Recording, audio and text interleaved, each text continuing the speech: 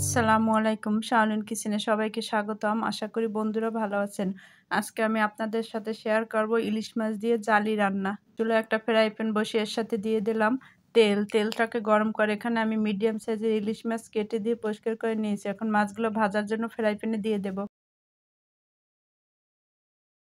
মাছগুলো ভাজার পর এখন উল্টে নিচ্ছি।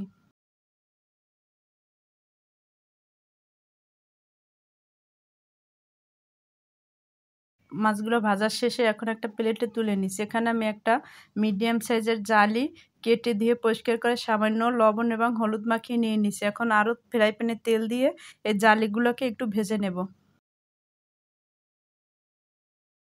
জালিগুলো একটু লাল করে ভেজে নিলাম।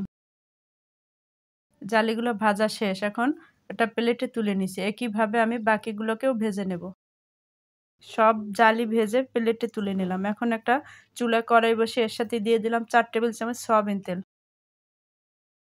এর সাথে দিয়ে দিলাম 2 টেবিল চামচ পেঁয়াজ পেস্ট, 1 চামচ আদা পেস্ট, 1 চামচ রসুন পেস্ট। এখন তেল মশলা একটু নেড়েচেড়ে কষিয়ে নিলাম।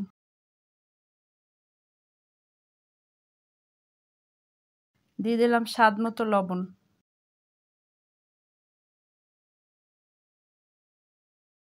এর সাথে দিয়ে দিলাম 1 চামচ হলুদ গুঁড়ো, 1 চামচ মরিচ গুঁড়ো। এখন নেড়েচেড়ে দিলে সামান্য পানি দিয়ে এখন কষিয়ে নেব কিছু সময়।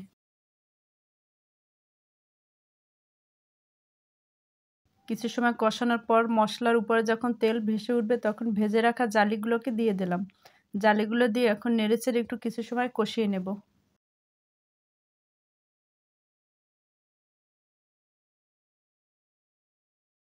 কিছু সময় কষানোর পর এর সাথে দিয়ে দিলাম হাফ কাপ পরিমাণ পানি। পানি দিয়ে এখন ঢাকনা দিয়ে ঢেকে দিলাম।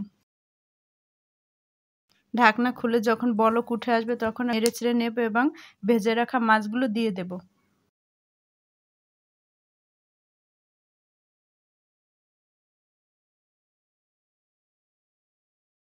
দিয়ে দিলাম 2-3টে কাঁচা এবং পাকা মরিচ। এখন ঢাকনা দিয়ে ঢেকে এভাবে রান্না করব কিছু সময়। কিছু সময় পর ঢাকনা খুলে মাছগুলোকে আমি উল্টে নিলাম।